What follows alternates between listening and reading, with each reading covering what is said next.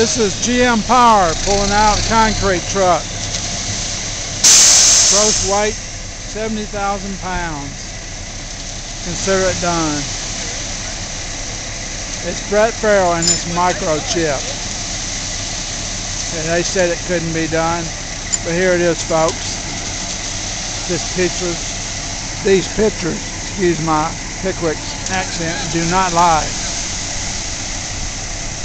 Back to English. That should do it, folks. He should be able to get out on his own now.